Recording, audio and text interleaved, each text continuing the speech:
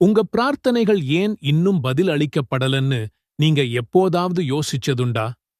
நீங்க அல்லாஹ் கிட்ட திரும்பத் திரும்ப கேட்கிறீங்க. ஆனா உங்க வாழ்க்கையில எதுவுமே மாறலையா?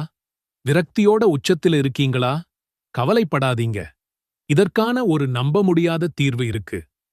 துஆக்கள் 100% ஏற்றுக்கொள்ளப்படும் ஒரு சக்தி வாய்ந்த நேரம் இருக்கு. அந்த நேரத்துல குர்ஆனோட ஒரு சின்ன சூறாவை வெறும் 3 முறை ஓதுறது மூலமா உங்க வாழ்க்கைய எப்படி அடுத்த கட்டத்துக்கு கொண்டு போறதுன்னு இந்த வீடியோல நான் உங்களுக்கு காட்டப் போறேன். வாங்க இந்த ரகசியத்தை உடைப்போம். நாம எல்லாருமே தேவைகளுள்ள மனுஷங்க தான். நாம யாரிடம் கேட்போம்? நம்மள படைச்ச அல்லாஹ் கிட்டதான். ஆனா சில சமயம் என் துஆ மட்டும் ஏன் வேலை செய்யல? நான் என்ன தப்பு பண்றேன்? ஆயிரக்கணக்கான கேள்விகள் நம்ம மனசைக் குழப்பும். இந்த குழப்பங்களுக்கு ஒரே ஒரு பெயர்தான் வஸ்வசா, அதாவது ஷைத்தானோட சதி விளையாட்டு. அவன்தான் நமக்கும் அல்லாஹ்வுக்கும் நடுவுல ஒரு சுவரை எழுப்பி நம்ம நம்பிக்கைய உடைச்சு நம்ம பிரார்த்தனையோட பவரை குறைக்க பார்க்கிறான்.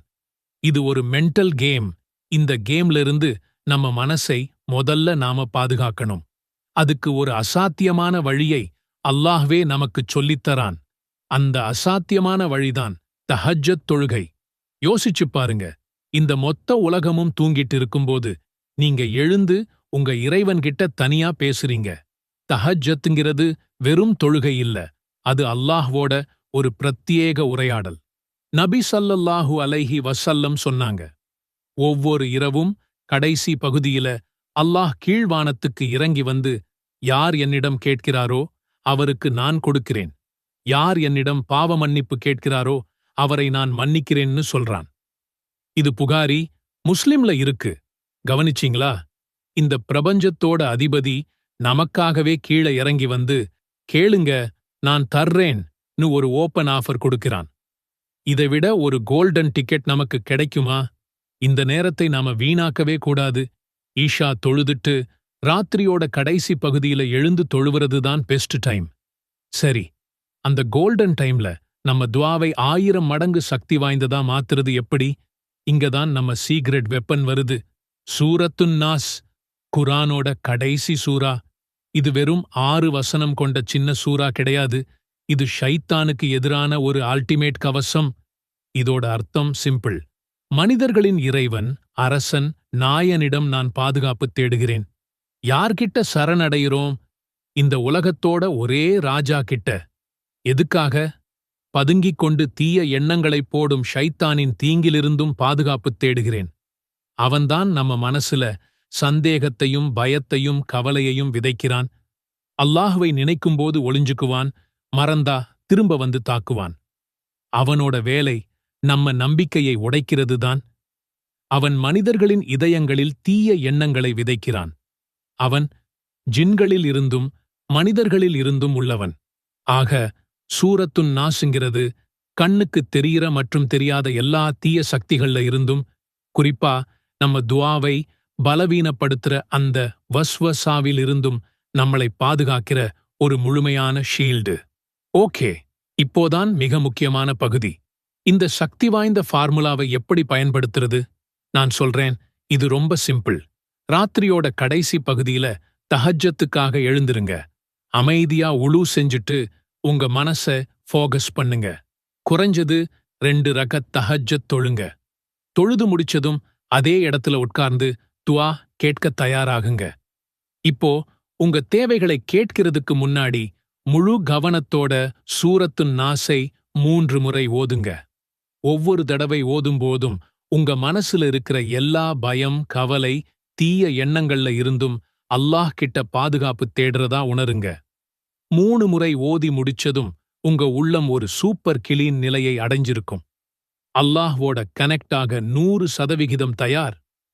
இதுக்கு அப்புறம் உங்க தேவைகளை ஒண்ணு விடாம உங்க தாய்மொழியிலேயே அழுது பணிவா அல்லாஹ் கிட்ட கேளுங்க. உங்க கடன், நோய், எதிர்காலம்னு எல்லாத்தையும் கேளுங்க. கூப்பிடுறவனுக்கு பக்கத்தில் இருக்கிற இறைவன் உங்க கூப்பாட்டுக்கு பதிலளிப்பான். நபி ஸல்லல்லாஹு அலைஹி வஸல்லம் அவங்க தூங்குறதுக்கு முன்னாடி சூரத்துல் இக்லாஸ், ஃபலக், நாஸ் இந்த 3ஐயும் 3 முறை ஓதி உடல் முழுக்க தடவிக்குவாங்க. இது ஒரு ஆல் ரவுண்ட் பாதுகாப்பு கவசம். இன்ஷா அல்லாஹ் இந்த சேலஞ்சை நாம எல்லாரும் இன்னைக்கே ஆரம்பிப்போம். இந்த நல்ல செய்தியை நீங்க மட்டும் வச்சுக்காதீங்க. உங்க நண்பர்கள், உறவினர்கள்னு யார் கஷ்டத்துல இருந்தாலும் அவங்களுக்கு ஷேர் பண்ணுங்க. யா அல்லாஹ், இந்த வீடியோவை பார்க்கிற ஒவ்வொருத்தரோட மனக்கவலைகளையும் நீக்குவாயாக. அவங்களோட நியாயமான தேவைகள் எல்லாத்தையும் நிறைவேற்றி வைப்பாயாக. தஹஜ்ஜத் தொழுகையை தவறாம கடைபிடிக்கிற சக்தியை எங்களுக்கு தந்தருள்வாயாக. எங்க எல்லாரோட பாவங்களையும் மன்னிச்சு ஈமானோட வாழவும் ஈமானோட மரணிக்கவும் அருள் புரிவாயாக. ஆமீன் யா ரப்பல் ஆலமீன். ஒவ்வொரு இரவும் நம்ம வாழ்க்கையோட மிகப்பெரிய ஒரு பிரீட்சையிலிருந்து, அதாவது மரணத்திற்கு பின் வரும் சோதனையிலிருந்து நம்மள பாதுகாக்க ஒரு விஷயம் இருக்குன்னு சொன்னா நம்புவீங்களா?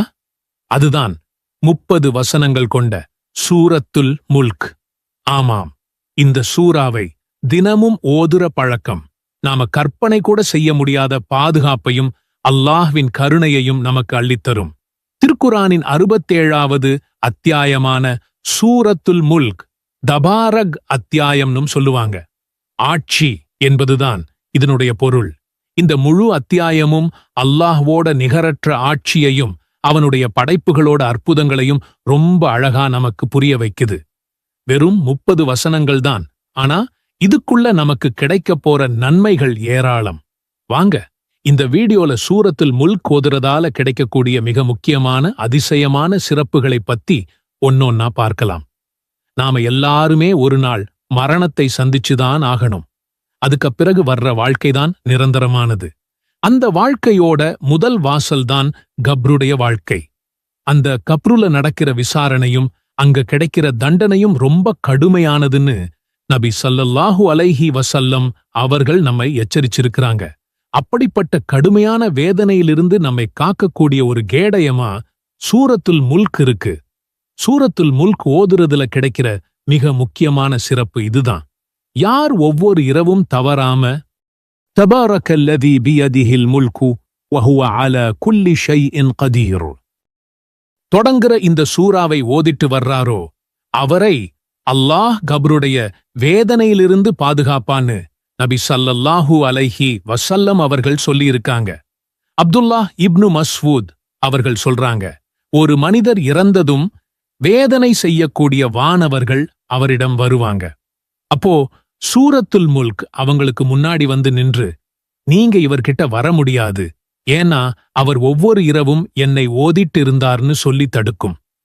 நபித்தோழர்கள் இந்த சூறாவை அல்மானியா, அதாவது தடுக்கக்கூடியதுன்னு அழைப்பாங்க.